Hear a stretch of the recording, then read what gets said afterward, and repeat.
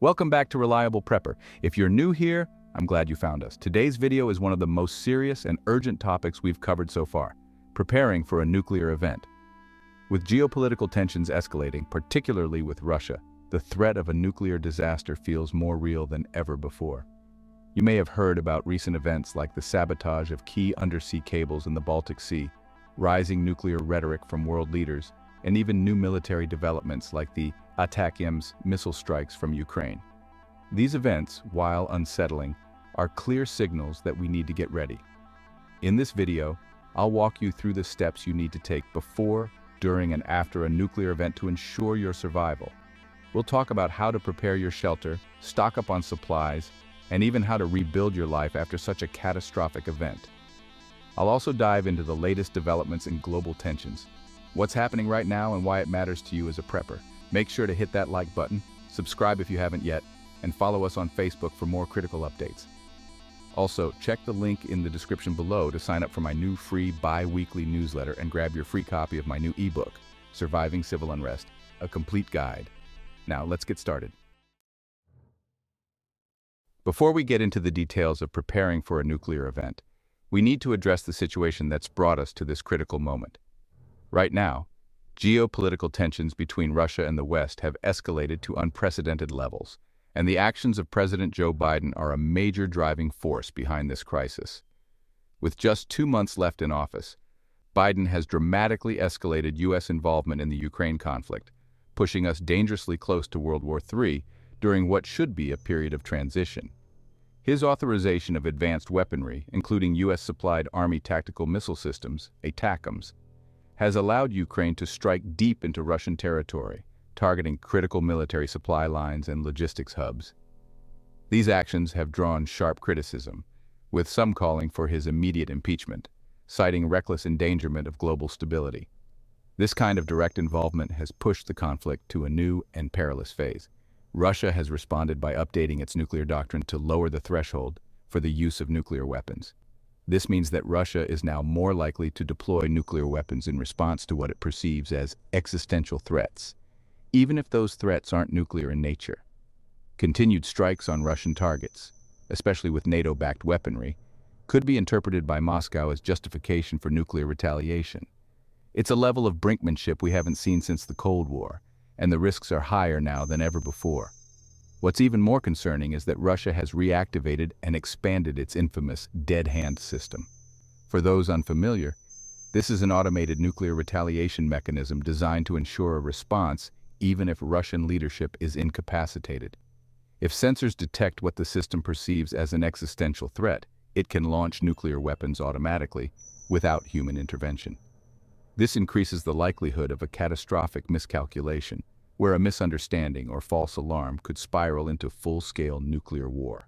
At the same time, the global infrastructure we rely on is showing its vulnerabilities. Recent attacks on 2 critical undersea communication cables, the Sea Lion 1 cable connecting Finland and Germany, and the BCS East-West interlink between Lithuania and Sweden, have caused widespread disruption in European internet and communication networks. These acts, widely believed to be Russian sabotage, highlight how easily infrastructure can be targeted during periods of conflict. Disruptions like this affect not only communications but also financial systems, supply chains, and even military coordination. The actions of the current administration have amplified these vulnerabilities. Biden's policies have not only exacerbated the Ukraine conflict, but have also left critical infrastructure and global alliances in a fragile state. As preppers, this is a wake-up call. The threats we face are no longer distant or hypothetical. They are here, and they are escalating. It's time to get serious about preparing for the potential fallout, both figuratively and literally. Let's discuss what you can do to protect yourself, your family, and your community as the risks continue to grow. Preparation is critical. And it's not just about stacking up on supplies. It's about creating a comprehensive plan that will protect you, your loved ones, and your resources from the fallout of a nuclear event. Let's break this down into 3 critical components: shelter, supplies, and communication. Your shelter is the most important line of defense. The primary goal here is to shield yourself from the blast and radiation.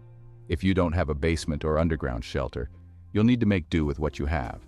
Your best option: is an interior room with no windows, ideally surrounded by as much dense material as possible. The more walls, concrete, or earth between you and the outside, the better. If you live in an apartment or don't have an underground option, a small interior room is your best bet. You can even reinforce that space with furniture, mattresses, or anything heavy and dense to give you extra protection. Next, ensure that your shelter is sealed properly. In the event of a nuclear attack, the fallout will be the biggest threat. You need to minimize exposure to radioactive dust and particles. So use duct tape and plastic sheeting to seal any windows, doors, vents, or other openings. Make sure your HVAC system is turned off to prevent contaminated air from circulating. If you're in a shelter without ventilation, use an air filtration system if possible. One of the most common mistakes people make is not having a designated shelter in their home. If you haven't thought about this before, now's the time to pick a room and start reinforcing it. Even the most basic preparations can make a significant difference when disaster strikes. Now let's talk about supplies. In a nuclear event, having the right supplies will make or break your ability to survive the first critical days and weeks. You need at least 1 gallon of water per person per day for a minimum of 2 weeks, though a month's worth is even better. Be sure to stock up on non-perishable foods such as canned goods, freeze-dried meals, and high-calorie survival bars. It's essential to have food that doesn't require refrigeration or much preparation. Remember, your goal is to reduce exposure to the outside world and minimize energy consumption. If you're stockpiling canned goods, don't forget a manual can opener. First aid supplies are another key area you can't afford to overlook. Make sure you have a comprehensive first aid kit that includes basic medical supplies like bandages, antiseptics, and painkillers. But don't stop there. Include anything necessary to treat radiation sickness or burns, as these can be life-threatening after a nuclear explosion. You should also stockpile essential medications and medical tools in case healthcare systems are overwhelmed or unavailable. Radiation detection tools, such as a Geiger counter or dosimeter, are absolutely necessary. These tools will allow you to monitor radiation levels and assess whether it's safe to leave your shelter or if you need to stay put. Without this equipment, you're essentially flying blind, and radiation exposure could be far higher than you realize.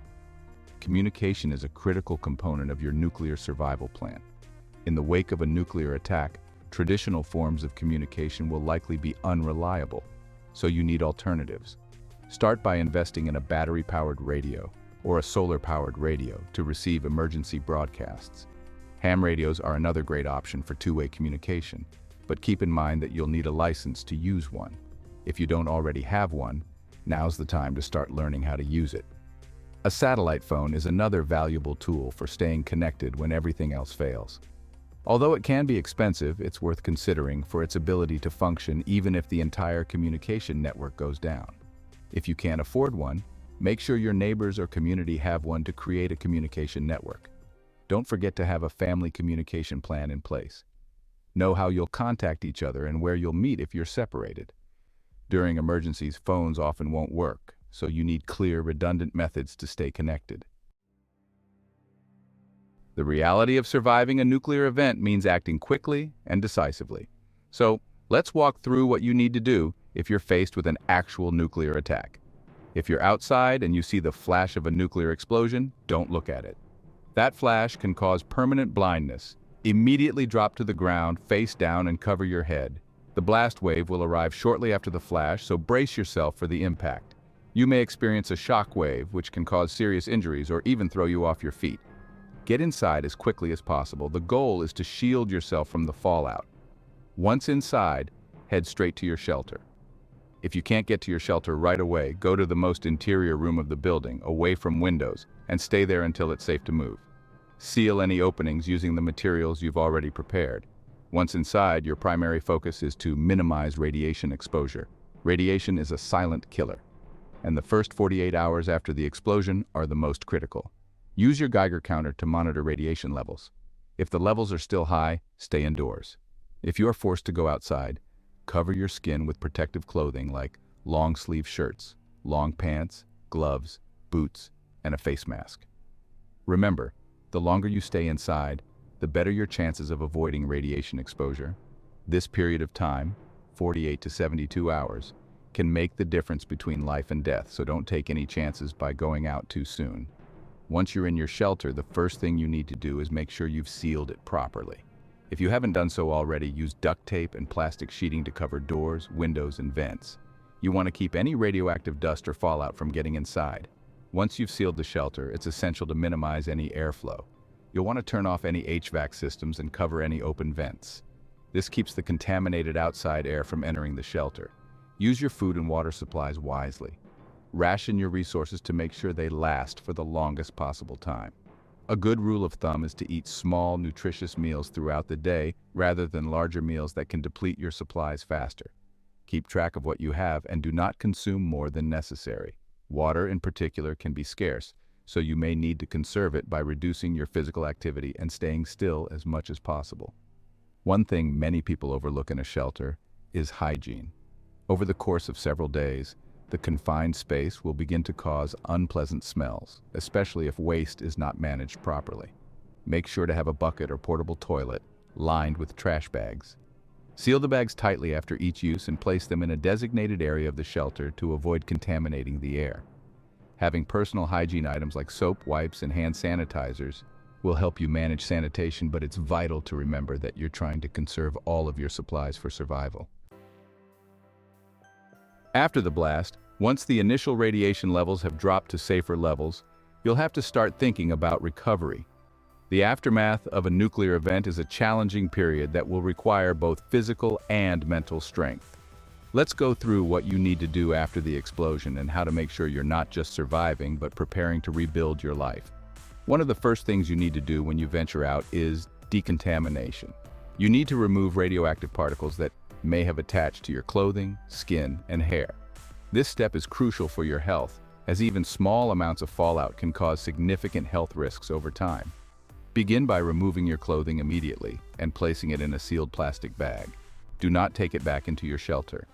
Any clothing that has been exposed to radiation should be discarded, but make sure to wear something protective before leaving the shelter. After removing your clothes, take a shower with soap and water. The goal here is to remove any radioactive particles from your skin, but do not use hot water as it opens your pores and allows particles to enter your body. Use lukewarm water and soap, scrubbing thoroughly to get rid of the contamination. If soap and water are not available, wipes can help, but a proper shower is ideal. Don't forget to clean under your fingernails and any other spots where dust might accumulate. Once you're clean, it's crucial to monitor your health. Radiation exposure can cause a variety of health problems, from nausea and vomiting to long-term radiation sickness. If you start showing symptoms like hair loss, dizziness, or fatigue, get medical help as soon as possible. Unfortunately, healthcare systems may be overwhelmed in the aftermath of a nuclear attack, so understanding how to treat radiation sickness and injuries in the field is critical. Stockpile essential medicines, including iodine tablets to protect your thyroid and antibiotics in case of infection. After a nuclear explosion, your access to clean water and food may be severely restricted. You may not be able to rely on your local water supply for drinking, cooking, or bathing, and food sources could be contaminated by fallout. Here's how to handle it. Fresh water will likely be one of the first shortages you'll face after a nuclear attack. Boil water for at least 10 minutes to ensure that it's free from any harmful bacteria or contaminants. If you have water purification tablets or a filter, use them to treat water from streams, lakes, or even rainwater. Rainwater collection is one of your best options for sourcing water post-event. Set up rainwater collection systems immediately if you haven't already. You can do this by positioning clean containers outside your shelter to collect rainwater, but make sure to filter or purify it before drinking it. Remember, you can survive for weeks without food, but only days without water. Regarding food, you will need to stick to your non-perishable stockpile for a while. Canned goods, freeze-dried meals, and high-calorie survival bars are your best bet in the immediate aftermath. Avoid consuming anything that comes from the outside until you can be sure it's safe. That means no fresh fruits, vegetables, or meat unless you've properly tested the soil for radiation.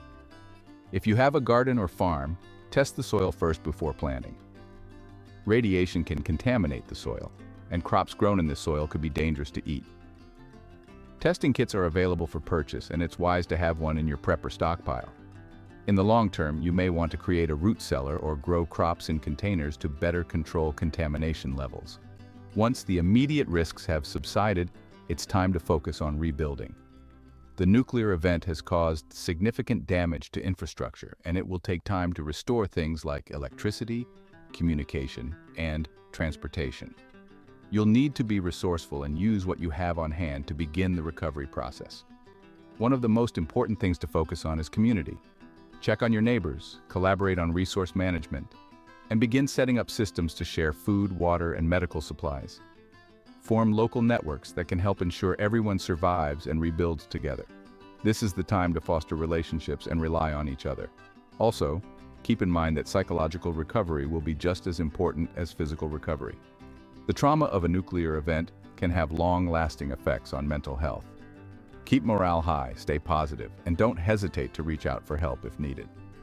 Post-traumatic stress disorder, PTSD, is common after such catastrophic events, so support each other, whether it's through community groups, social networks, or professional mental health resources. One of the lesser-known but equally dangerous threats after a nuclear event is an electromagnetic pulse, EMP. An EMP can be triggered by a nuclear explosion at high altitudes, and it has the potential to knock out power grids and destroy electronic devices for miles. The best way to protect yourself is through preparation. A Faraday cage is a protective enclosure that shields your electronic devices from electromagnetic waves. You can build a Faraday cage using a metal trash can or purchase ready-made versions to store essential electronics such as radios, GPS devices, backup batteries, and even medical equipment. Just make sure the enclosure is airtight. This will prevent EMP waves from penetrating. Surge protectors are a good option for defending your home's electronics, but they won't protect against a direct EMP strike. However, using solar panels or hand-powered chargers is a better way to ensure you have backup power. Keep your solar equipment shielded from EMPs when not in use, and make sure you have enough battery storage to survive in case the grid goes down for an extended period. By now, you should have a clear understanding of how to prepare, survive, and recover from a nuclear event, especially with the current threats on the horizon. Geopolitical tensions and acts of sabotage, like the recent undersea cable attacks, show that we must take these threats seriously. The key to survival lies in preparation. Your shelter, supplies, and communication are critical in the first few days after an event. Long-term survival will require resilience, adaptability, and cooperation with others in your community. Remember, your survival depends on the actions you take before the event occurs. The right steps today will ensure you're ready for whatever comes tomorrow. Stock up, reinforce your shelter, practice your plans, and always stay informed. A nuclear disaster isn't just about surviving the explosion. It's about navigating the aftermath and rebuilding your life in a new world. If you found this guide helpful, hit that like button and subscribe for more survival tips and updates. Don't forget to follow us on Facebook and check out the link in the description to sign up for my newsletter and grab your free ebook. We're in this together, and the more prepared we are, the better our chances of surviving whatever comes next. Thank you for watching, stay safe, and remember, survival starts with preparation.